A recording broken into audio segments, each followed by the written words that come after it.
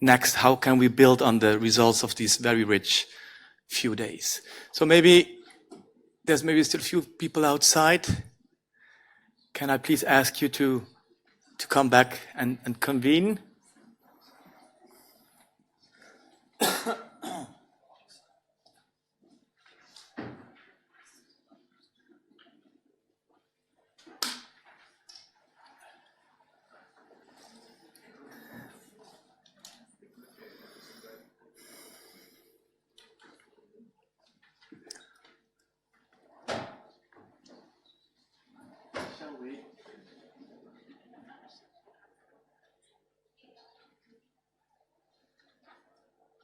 Right. Well, first of all, we would like to thank everybody, all the participants, all the speakers, all the panelists for coming to Geneva and joining this very exciting event. I think overall we're very satisfied with the rich exchanges, the rich discussions and the wealth of the presentations that we were able to share with you. As you may know, the call for proposals we initially put out generated more than 50, I think, submissions. So that is a very good sign. It also tells us that this is the right topic and the right time, and hopefully also the right place, Geneva, to start this conversation. So we're very pleased and very grateful for that. It also allows me to thank also here at the beginning the co-organizers, the Open Societies Foundations, the Al-Qasimi Foundation for Policy Research, and the Graduate Institute for the very appreciated, necessary, and important support for making this happen.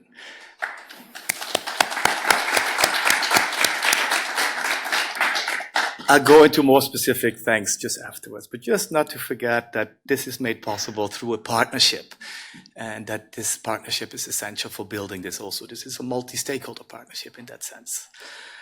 Right, so what we want to do is, and that obviously is a challenging task, is just to share a few takeaways. This is not exhaustive, and it is sort of telegram style, but it just highlights a few issues that really came out of the discussions and that require further discussion, thinking, analytical work, exchange, and dialogue.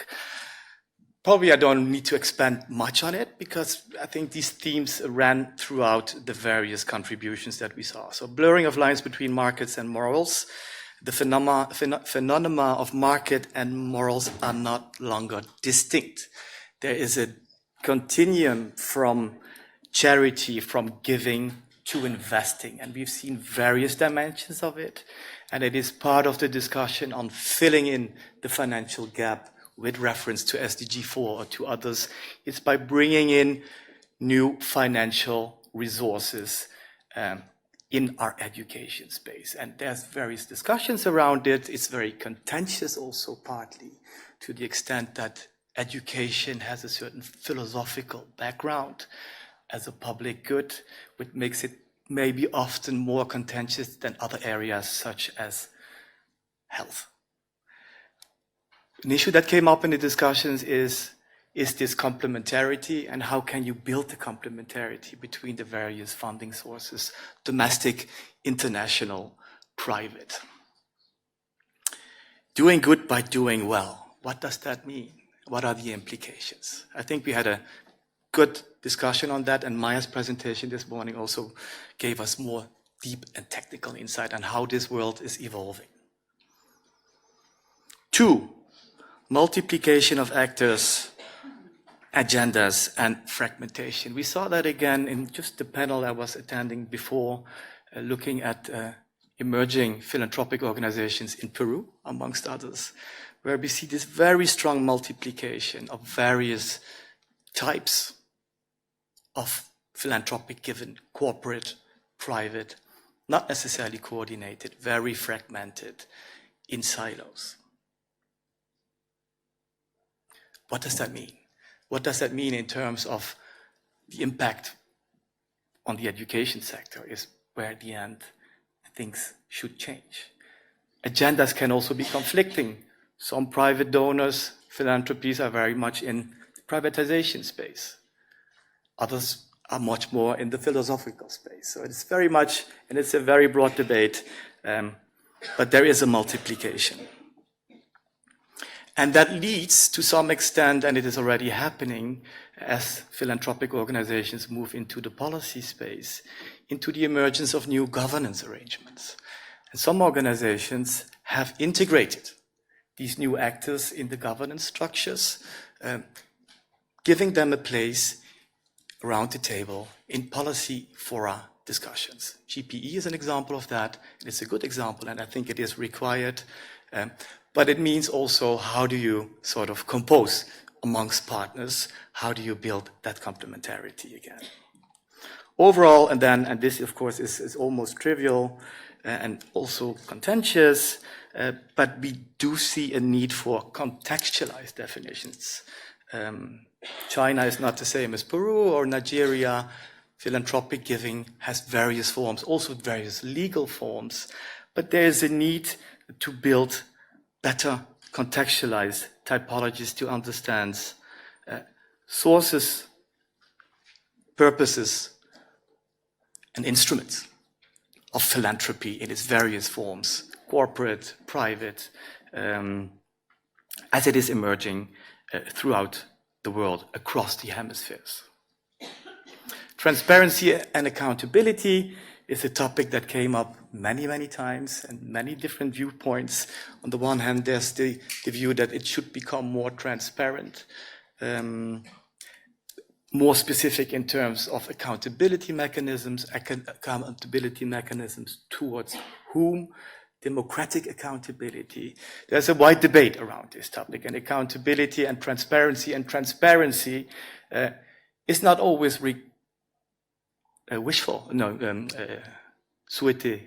desired. Certain contexts, I mean, private donations, private philanthropy in Latin America, for instance, the level of discretion might be required. So it's not a one answer across the globe. But overall, the question of how can better information be provided around activities and the impact, and that also raises the whole issues around the measurement complications and impact evaluations, but how can that field, as part of our discussion, also be further investigated? And then last but not least, missing voices. This is a little bit generic, but the Global South was to some extent present here, but not sufficiently in our view, and that's why this idea of a conference series or a symposia series around different parts of the world is so important to us, because these voices have to be brought out and be stronger in our debates. Also those of new philanthropies. We very much talk about the big philanthropic organizations, but the smaller, the multitude, the multifaceted reality of emerging philanthropies needs to be better built into our discussions. And last but not least, the beneficiaries. In the end, this is done to contribute to education in the broad field. What about the kids in the schools, their parents, and what kind of education are we talking about? I think Stephen said that yesterday. The discussion about what education is and what it could be, is it only numeracy and literacy? Is it broader values? Is a discussion that was not taken up here with purpose, but which should be also inspire us in our future discussions. So this is just a few takeaways, certainly not exhaustive, but I think it captures some of the main threads of our discussions over the last 2 days. That being said, we want to share, but also in particular hear you on where we can take this from here. We have planned a few things. As said, the symposium series is shaping up. Concrete plans are evolving for China, South Africa, and India. China, I can actually already announce it officially that there will be a major symposium in the fall of next year, together with our main partner there, the China Global Philanthropy Institute. So that is already a great opportunity to take this discussion to China, where philanthropy is a very strongly growing and emerging sector. So we want to take this in a contextualized manner, as said, to these different parts of the world. So that's one aspect of the work that we have started to engage here today. The second, knowledge production and dissemination, Arushi. There's a book planned. Maybe just say a few things also about the information that we will share after this symposium. So the idea was that we don't want the discussion to remain within this. Oh, it's on now. The idea is that we don't want all the information that has been generated here through the research that has come out, discussions, to be stuck within this event. So we're going to be using our website much more broadly here. We're going to have an edited volume of some of the papers that were presented here and throughout this series. Those will be longer contributions, and we'll have some more blog articles. All of the presentations, we are hoping with permission to put that on NORRAG website so that it's not limited to this event and a wider audience could be looking at least the PowerPoint. A lot of you have recorded 2-minute elevator speech, 1-minute elevator speech with us. Those are going to go on our YouTube channel. So these are the ways, and recordings of all the plenary sessions are actually also going to go on the website. They're already on Facebook. So this is the way that we're trying to reach out beyond this event. Our idea is to disseminate this knowledge far and wide, and I hope you will also share it through your forum and to your audience and networks. If I just may add to that, I think we would welcome blog contributions, and we'll have a specific approach for that, particularly for those that presented. I think we could almost envisage like a blog series as a follow-up on here. Reach out to us if you're interested in specifically contributing or have very specific ideas, or even if you have ideas on more knowledge dissemination channels. Thanks. Right, and from there, we wanted actually to turn it back to you, to hear what is it that you would like to see as a follow-up. Where do you see specific elements of added value in the debate series, the dialogue series that we have started here? What is it from your point of view, your multi-stakeholder point of view, because we have the different sort of constituencies sitting here in the room? What is it that you would like to get out of this, and how would you sort of suggest us to take this further beyond what we are already planning for? And I want this very informal, open discussion. Please, yes, I will take note of the comments here. Thank you. Thank you so much for this opportunity. When I started doing this research on philanthropy and education about 10, 12 years ago, I felt quite lonely, and I'm glad that today we're here and with a community of like-minded researchers and advocates and practitioners. So thank you for that, because I really believe this is a unique field. NOAA is actually building a journal which is going in an exciting direction. I think we should focus on building a community like this, even on your platform, where we should be connected to each other, having access to each other somewhat in an online platform type of, I don't know, it's not Facebook, but it's something that could be similar and that could keep on growing as you take this to other continents. For me also, it's important that we share that knowledge in other languages, not just English. Again, the presentation I gave 2 days ago, I had, and I can't stop thinking of my colleagues in Francophone countries who don't know anything about foundations and philanthropies, particularly beneficiaries in universities in Africa in particular, and who could do with some training, some information sharing in French. So that's another area perhaps where dissemination could be going, not just in English but in other languages. And I'll stop here. Okay, thank you. Anyone else who wants to come in? Caroline? Thank you. This has been really a terrific few days. I just want to pick up on the point you made at the end there about the purpose of education. And certainly I think broadening the education discourse can be an important contribution of foundations and philanthropies. we have seen in recent years, especially the last 10 years, a quite extraordinary narrowing down of concerns from the multilaterals and bilaterals.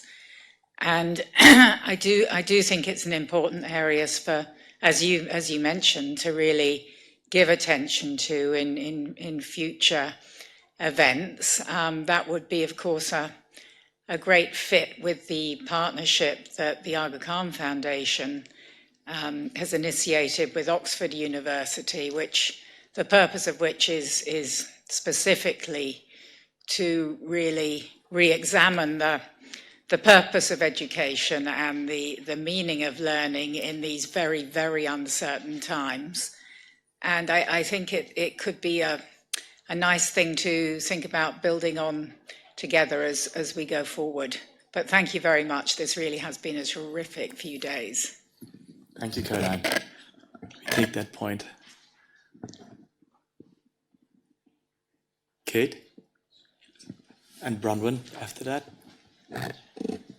Thanks. So I know we had spoken in the coffee break so that I would be ready to sort of kick off the questions in case no one had one, because Joost knows I can talk a lot with a microphone.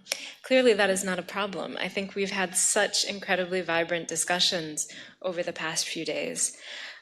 Some of the themes that have come out for me are some of the questions around research and capacity building and data and transparency. So there's one discussion about transparency of where funding goes and how philanthropies are giving their funding. But then there's another question of how the learning from the education programs that are happening on the ground feeds back into our own learning about education systems and how it feeds into, in a very practical sense, national EMIS systems. And so how it is included in the SDG process. Which is something that really, as a philanthropy, we are only as strong as our grantees. And so there is, I think, a real responsibility to work on building the capacity of the organizations implementing on the ground and the people participating in education programs to contribute directly to the knowledge and the data that's generated. And for me, that means thinking about creative ways to engage in evaluation that respect the learning we can get from RCTs, but that go beyond that in issues of formative evaluation and really including as partners the people who are participating in education programs in the production of knowledge. Right? Anyone who's worked as a teacher knows that you learn at least as much as you give whenever you're in a classroom. And then some of the sort of definitional themes that have started to emerge in these discussions have been very interesting. What is philanthropy? And how is that maybe different from impact investing or corporate social responsibility, or trying to catalyze aid flows or individual donations or the aggregation of donations from high net worth individuals? How are family foundations different from community foundations? And what does that mean for the way that programs are constructed and that giving plays out on the ground? And then finally, how do we mediate as a group the questions of strategy and strategic systems change and altruistic charity approaches and the approach to human rights, right? The right that everyone has to participate in education, the right that everyone has to healthcare, and those other sort of social and economic and cultural rights. So those are sort of the main areas that I think have emerged for me from the discussion, and I think the constituency of 5,000 NORRAG members is particularly well placed to have those discussions, and so I've enjoyed it tremendously. I just want to give a little bit of reflection on your first point that came up in the last panel I was in over here. The Global Education Monitoring Report research that was shown.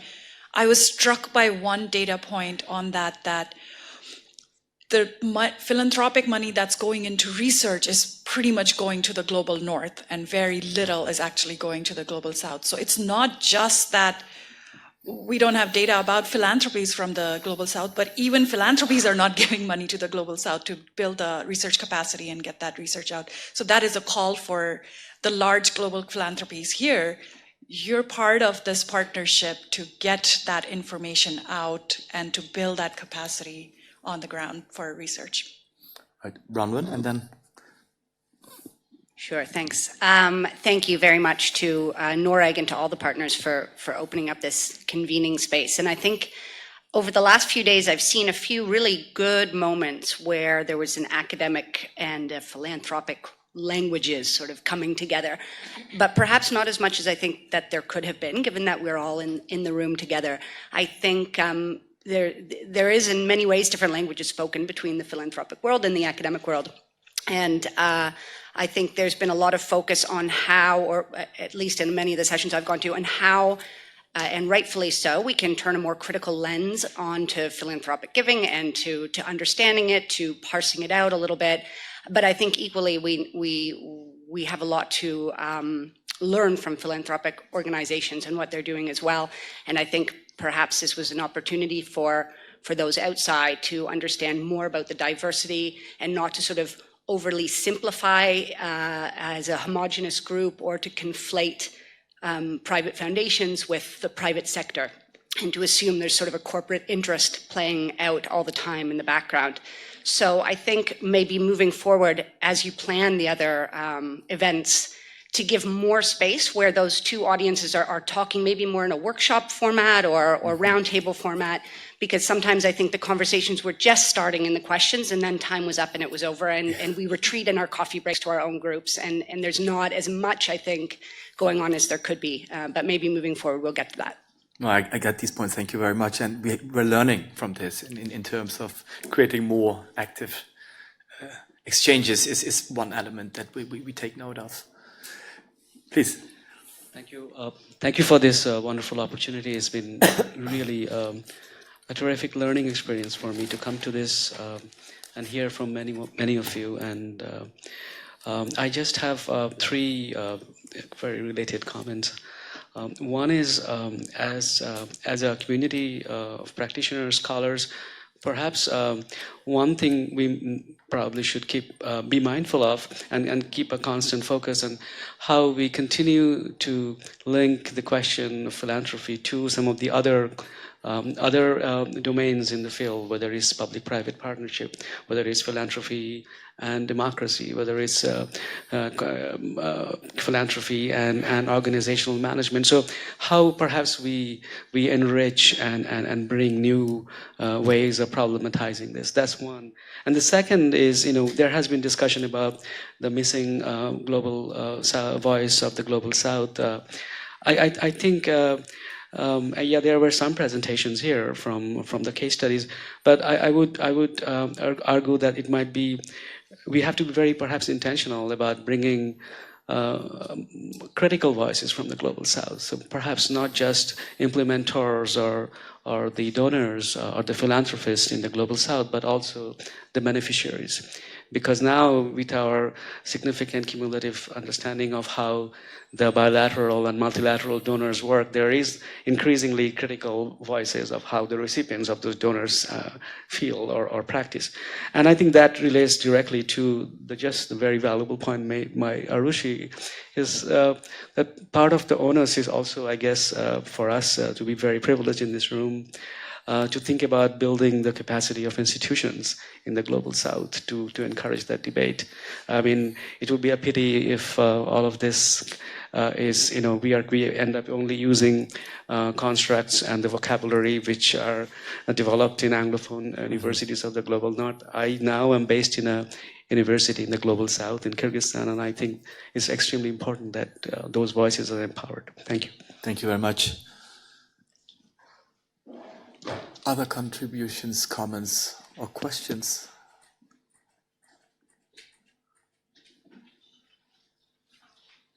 If that is not the case, what's left over for me, unless you want to add an additional point here, Rushi?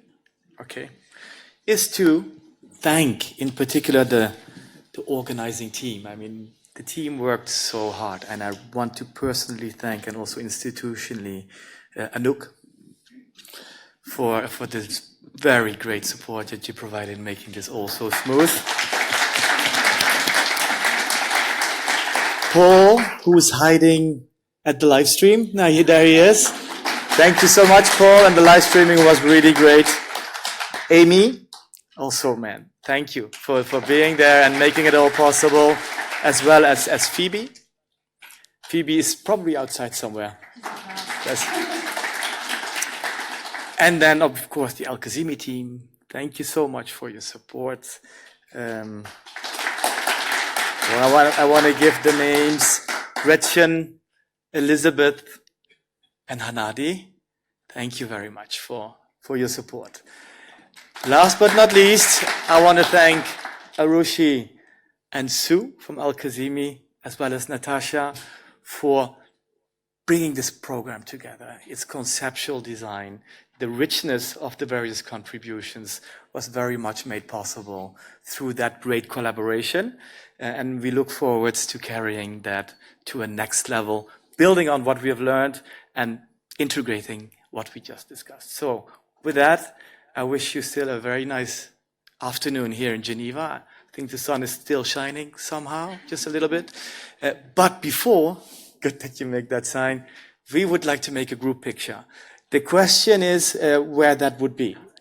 So just as you walk out, Yes. Gretchen will help you organize to have a group picture. We would love to capture everyone that's here. Thank you. Thank you so much for coming. Thank you.